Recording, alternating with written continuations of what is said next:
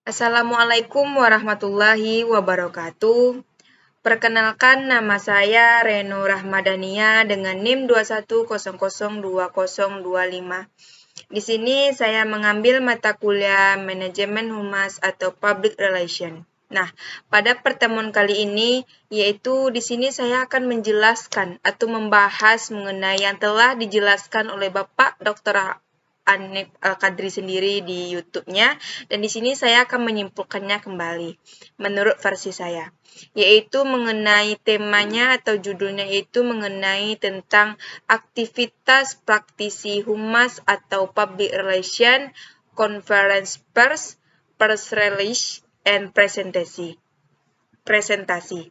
Nah, di sini saya akan membahasnya satu persatu sesuai kemampuan saya. Nah, yang pertama, kita bahas dulu apa itu siaran pers. Nah, siaran pers itu sendiri adalah berita yang disusun oleh sebuah organisasi yang menggambarkan kegiatannya.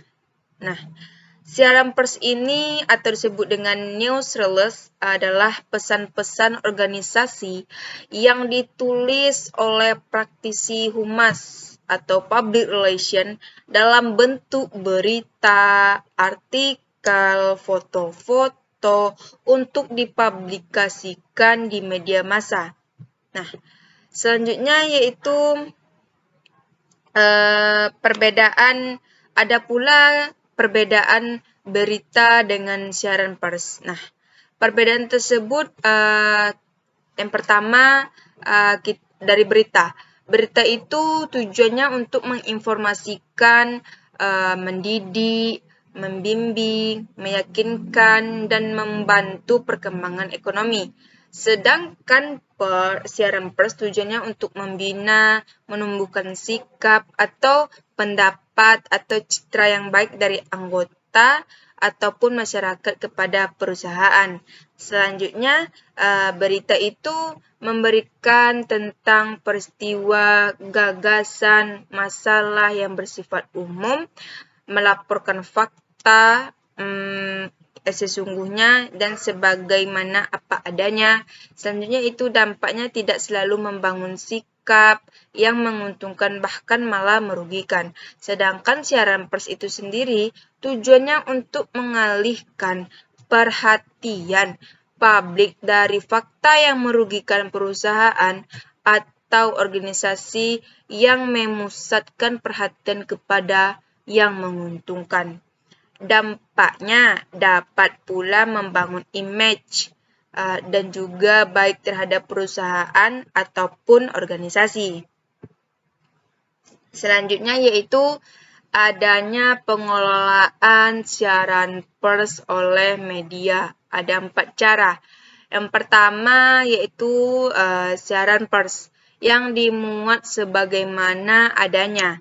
Maksudnya itu, jika formatnya sudah sesuai dengan kebijakan, maka ada kebijakan media massa yang bersangkutan. Yang kedua yaitu siaran pers ditulis ulang yang disesuaikan dengan format berita. Yang ketiga yaitu siaran pers ini dipadatkan jika susunannya bertele-tele.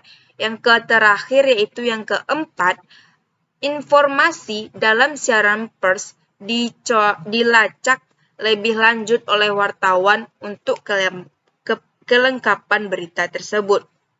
Selanjutnya yaitu jenis siaran pers. Nah, pada jenis siaran pers ini ada beberapa bagian pula yang perlu kita ketahui.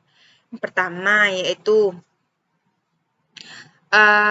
pengumuman jadwal peristiwa, isinya itu berupa informasi mengenai suatu acara yang mana akan diselenggarakan dan menarik perhatian khalayak termasuk media massa dan juga sifatnya seperti undangan media massa. Kemudian, yang kedua yaitu pengumuman untuk media atau teaser atau disebut dengan pengunggah, yang artinya yaitu menyampaikan peristiwa yang akan terjadi untuk mengajak media turut mempersiapkan peliputannya. Pengumuman tidak boleh lebih dari 1 halaman. Selebihnya, humas atau public relation dapat mengirimkan informasi pendukung seperti foto dan tulisan ringan sebelum acara itu sendiri berlangsung. Yang ketiga yaitu siaran berita. Nah, siaran berita ini isinya berupa peristiwa, pidato, ceramah seorang tokoh dalam acara seminar seperti konferensi atau sarasehan. Nah, yang terakhir selanjutnya yaitu mengenai kita sebelum melaksanakan siaran pers itu harus memikirkan atau mempertimbangkan. Nah, mempertimbangkan tersebut ada pula bagiannya. Yang pertama yaitu siapa yang akan tertarik. Yang kedua yaitu apa yang akan memberi informasi baru. Yang ketiga, apakah akan mempengaruhi kehidupan sebanyak-banyaknya orang. Yang keempat, media apa yang akan dicapai, orang akan tertarik pada peristiwa tersebut. Nah, siaran pers ini harus diberi tanda, yang mana tanda tersebut yang saya ketahui ada 4. Yang pertama, untuk diterbitkan segera. Yang kedua, untuk diterbitkan sebelum tanggal berapa, sampai mana. Yang ketiga yaitu khusus harian pagi atau sore atau malam. Yang keempat, embargo sebelum tanggal berapa, jam berapa, mungkin seperti itu. Selanjutnya yaitu hal penting dalam penulisan pers. Nah, hal-hal yang penting dalam penulisan pers ini ada pula pembagiannya. Yang pertama, subjek selalu dinyatakan di awal kalimat pembuka.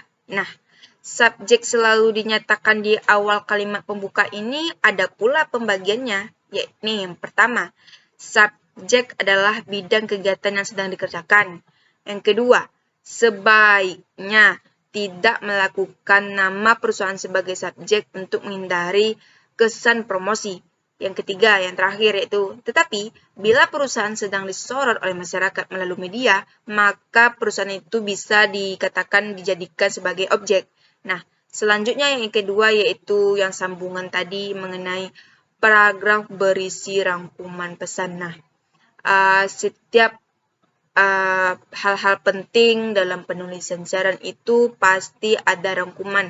Nah, tujuannya itu untuk memudahkan pembaca mengenai atau mengetahui dengan cepat informasi terbaru, itu gunanya rangkuman tersebut dibuat.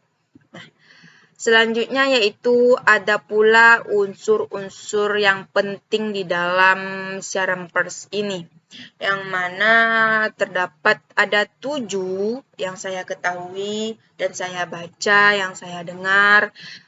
Yang pertama yaitu subjek apa yang dituturkan oleh cerita, perusahaan yang bersangkutan, lokasi perusahaan, keunggulan pesan dan manfaatnya, penerapan pesan, kegunaan, siapa yang menggunakan dan siapa saja pihak yang bisa menggunakan, rinciannya, warna, ukuran, bentuk, penampilan, serta sumber di mana produk itu diperoleh. Selanjutnya yaitu susunan berita jurnalistik. Nah, kita mendengar jurnalistik. Jurnalistik itu biasanya kita dengar di acara-acara televisi ataupun acara-acara lainnya. Nah, itu biasanya susunan jurnalistik itu adanya pertama yaitu judul. Judul itu berfungsi sebagai etalase berita. Yang kedua yaitu adanya bahasa jernih, tidak menimbulkan pengertian ganda. Yang ketiga yaitu adanya merupakan perasaan atau sari berita. Selanjutnya baris tanggal. Baris tanggal maksud ini adalah ruang untuk menunjukkan tempat dan tanggal pembuatan berita atau kredit lain yang menunjukkan jati diri media itu tersebut. Nah, selanjutnya yaitu pembuatan siaran pers. Nah, pembuatan siaran pers itu sendiri yang pertama yaitu diperlukan data atau fakta yang menarik.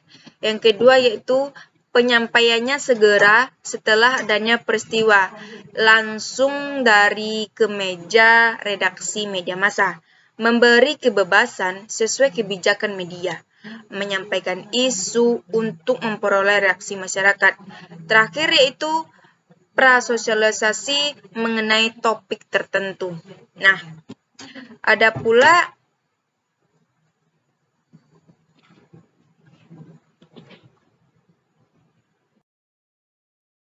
baik, selanjutnya yang terakhir yaitu mengenai presentasi. Nah, mungkin tidak asing lagi bagi kita presentasi. Misalkannya biasanya kita melakukan presentasi setiap minggu, bahkan setiap hari melakukan presentasi diskusi di depan kelas. Ini kita bawakan kepada konferensi pers. Yang mana kemampuan presentasi yang baik itu ketika kita melakukan berbicara di depan publik. Misalnya ketika konferensi pers terjadi, maka hal itu sama saja kita menyampaikan presentasi di depan khalayak. Dan juga orang-orang seperti ini tidak akan mengulik atau mengolah berita itu karena di depannya ada jurnalis yang akan membicarakan berita itu. Nah, dan juga setelah presentasi tersebut pasti adalah proses tanya jawab, di mana kemampuan presentasi itu tingkat tinggi, yang mana dipertanyakan bagaimana konferensi pers itu dan dijelaskan apakah itu oleh wartawan ataupun jurnalis itu sendiri. Bahkan ada juga wartawan itu yang mempunyai pemikiran yang kritis serta kata-kata itu sangat pedas sekali kepada khalayak yang bertanya-tanya sampai pula dibawa ke sebuah persidangan jika apa yang disampaikannya tersebut. Jadi presentasi itu tidak hanya sekedar menyampaikan apa yang tertulis, tapi menyampaikan atau menyampaikan keingintahuan yang tinggi dan juga mereka pun akan bagaimana ya kalau kita menyebutkannya harus merubah atau menjual. Maksud menjual tersebut adalah kata-kata yang kita ucapkan tersebut. Nah, kita kaitkan kepada perusahaan. Nah, jika perusahaan atau lembaga kita harus penting dan perhatikan bagi kita, apalagi kita sebagai praktisi humas atau praktisi public relation. Nah, public relation di lembaga yang bagaimana melaksanakan jumpa pers khususnya bagi mereka yang memiliki sebagai tokoh sentral atau menjawab pertanyaan wartawan. Dan juga perusahaan atau lembaga itu tetap meluruskan berita atau citra perusahaan menjadi lebih baik dari presentasi yang kita lakukan melalui konferensi pers. Nah, melalui konferensi pers ini kemudian berikan apresiasi kepada audiens saji pers liris yang sudah dibuat yang akan disampaikan juga sebaiknya mereka sehingga tingkat pemahaman mereka itu menjadi lebih cepat sehingga bagaimana personal yang tadinya bagaimana komunikasi bisa presentasi tidak kaku atau bisa dijadikan tanya jawab. Nah, mungkin itu saja penyampaian mengenai pertemuan pada hari ini. Jika salah dan janggal, saya mohon maaf dan penyampaiannya kurang pas. Saya tutup saja dengan wabillahi taufiq wal hidayah. Assalamualaikum warahmatullahi wabarakatuh. See you next time.